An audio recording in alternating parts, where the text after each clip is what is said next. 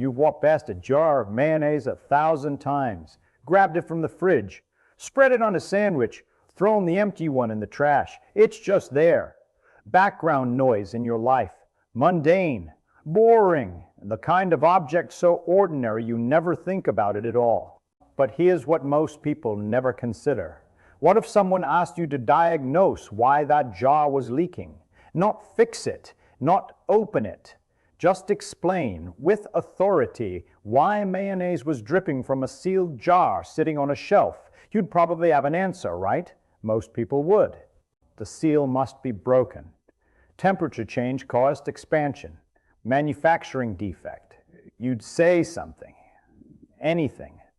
Because when someone asks you a question, especially when they seem to need an answer, especially when they're looking at you like you should know, you feel pressure to respond, to demonstrate competence, to show you're not ignorant. When you really ask what happened when a young physicist encountered that leaking mayonnaise jar, when you dig into what it reveals about how certain minds work, you discover something so beautiful it changes how you think about knowledge itself.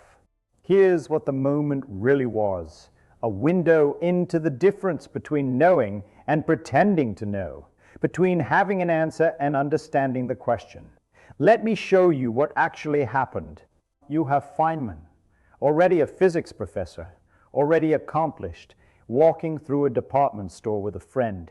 And there's an employee standing near a shelf with a jar of mayonnaise that's leaking. The employee sees Feynman's friend, someone who works at the same university, and asks for help. You're a scientist, right? Can you tell me why this jar is leaking? The friend looks at Feynman. Feynman looks at the jar. They're standing there, 3 people and a leaking jar. Nothing's happening yet. Just an ordinary moment that could go 1,000 different ways. But there's something beneath the surface, attention. Here's the thing about being known as an expert. It creates a barrier you're not supposed to cross. Not a physical barrier, a social one, a psychological one. When someone asks you a question in your supposed area of expertise, you're expected to have an answer. The world puts you on one side, the side of knowing, and puts itself on the other side, the side of not knowing. And that barrier, that division, it's supposed to stay intact. You give answers. They receive answers.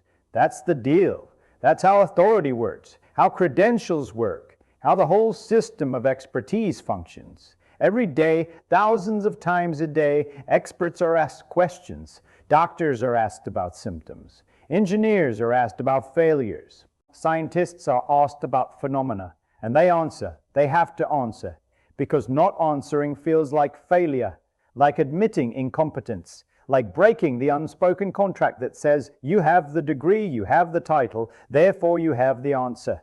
The pressure builds. Someone's looking at you, waiting. They need something from you. They've identified you as the person who should know. And most people, even smart people, even accomplished people, they crack. They offer something, a theory, a guess dressed up as knowledge, a confident-sounding explanation that might be completely wrong, but at least fills the silence. This can go on for entire careers. Decades of answering questions you don't really understand, building a reputation on the appearance of knowledge rather than the substance of it. Experts want to help. They really do. But they can't, not honestly, when they don't actually know. If you can resist that pressure, if you can stand in that moment of someone waiting for your expert opinion and simply refuse to pretend, that's when something shifts. Feynman looked at the jar, and he said, "I don't know." Not "let me think about it," not "it could be several things." Just "I don't know." Think about that for a second. A physicist, someone whose entire professional identity is built on understanding how the physical world works. Someone who could calculate the quantum behavior of electrons, who could explain the most abstract concepts in nature, standing in front of a leaking mayonnaise jar and refusing to diagnose it. His friend was surprised.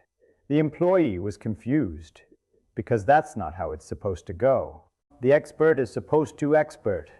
But here's what Feynman understood that most people miss. Not knowing about mayonnaise jars doesn't diminish what you do know about physics. They're different domains, different kinds of knowledge, and pretending otherwise, offering a confident answer about something you haven't studied, haven't tested, haven't actually figured out, that's not expertise. That's performance. That catastrophic honesty, that willingness to say, I don't know, when you don't know that, became the foundation of how Feynman approached everything. One honest refusal triggers another realization. That moment of saying, I don't know, about the jar made it possible to say, I don't know, about bigger things, about questions in physics where the standard answer didn't satisfy him, about problems where everyone else nodded along but Feynman felt confused. The cascade starts. Because once you've given yourself permission to not know one thing, you start noticing all the other things you don't actually know but have been pretending to know, or accepting without questioning, or repeating because that's what you were taught. One admission triggers two questions. Two questions trigger 4 moments of genuine confusion. 4 moments trigger 8 instances of stopping instead of rushing forward. The growth isn't linear, it's exponential, and it's sudden. This is what happens when you don't just accept the barrier between should know and don't know. Feynman didn't just refuse to diagnose mayonnaise jars.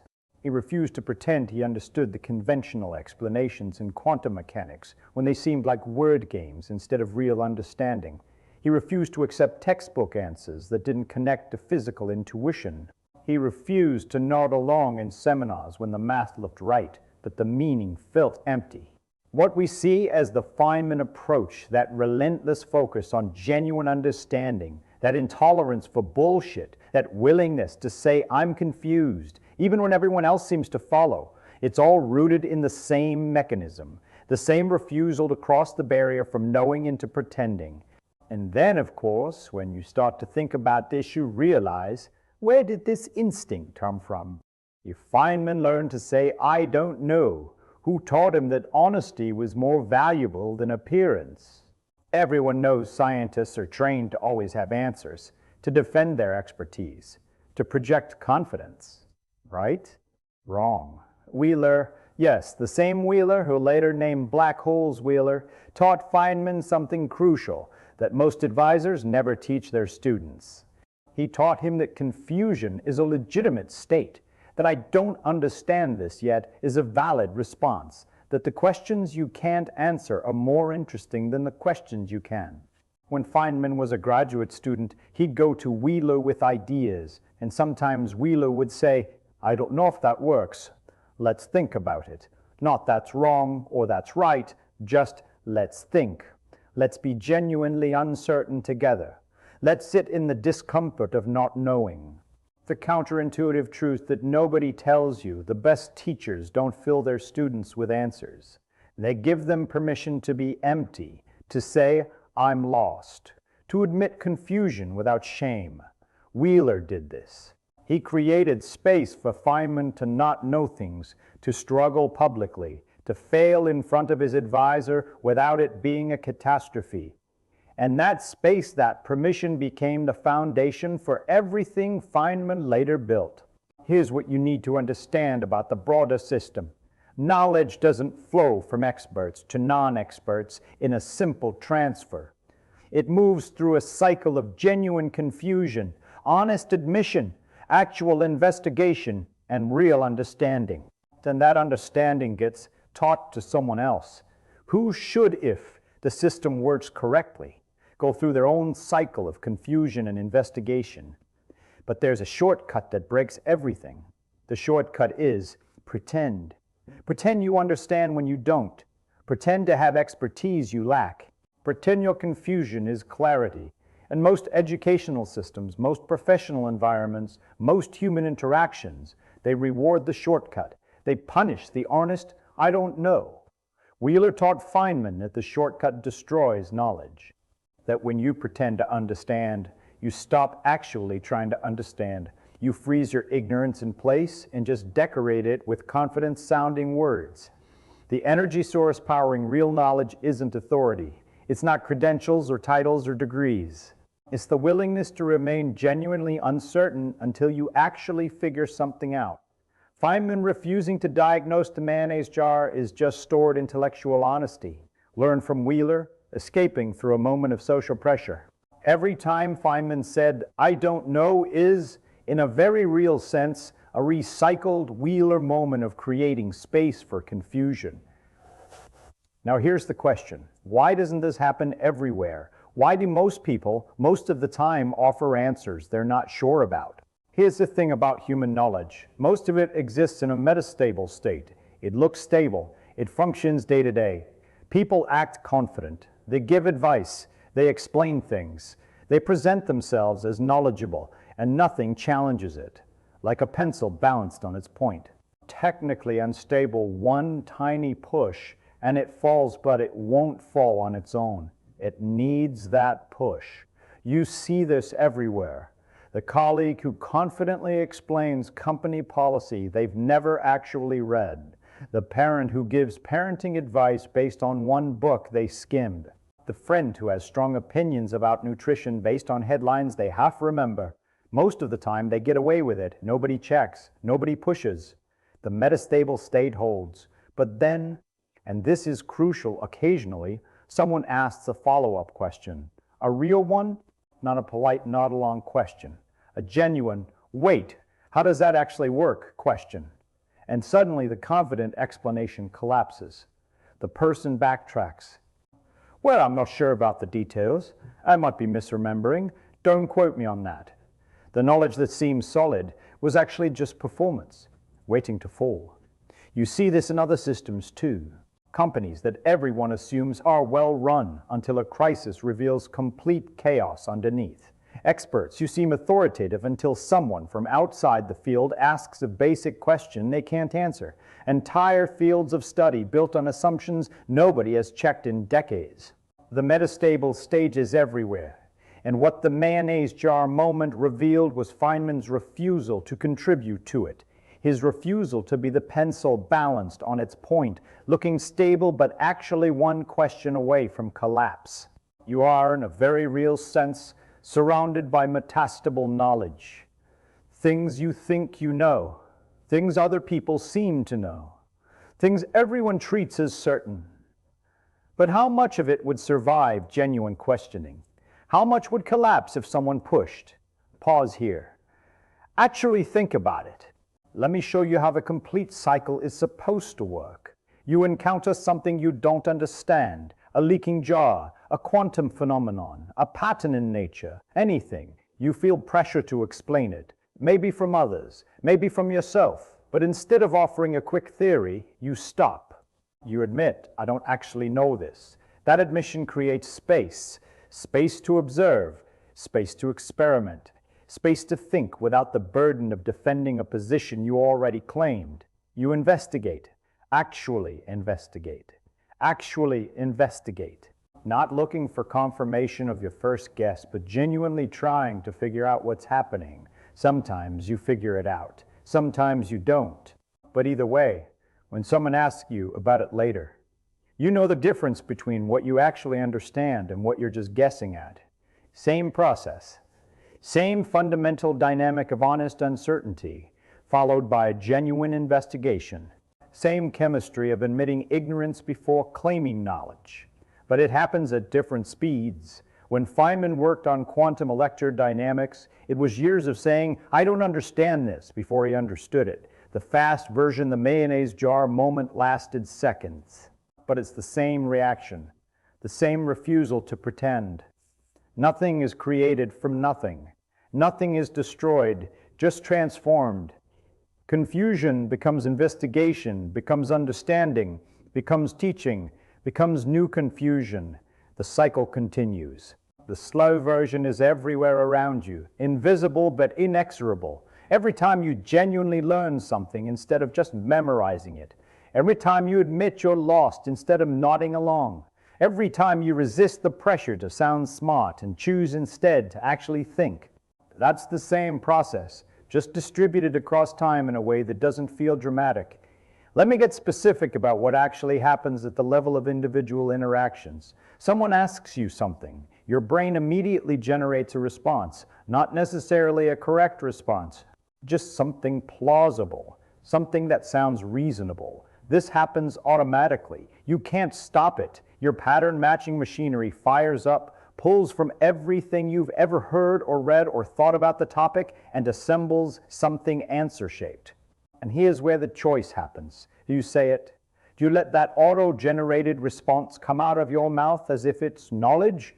Or do you pause, examine it, and ask yourself, do I actually know this, or am I just confabulating? Most people skip that examination. The response feels right, sounds right, so they say it, and the other person accepts it, because you sounded confident, because you have credentials, because they wanted an answer, and you gave them one. Where does the responsibility go? It evaporates. Nobody checks if the answer was right.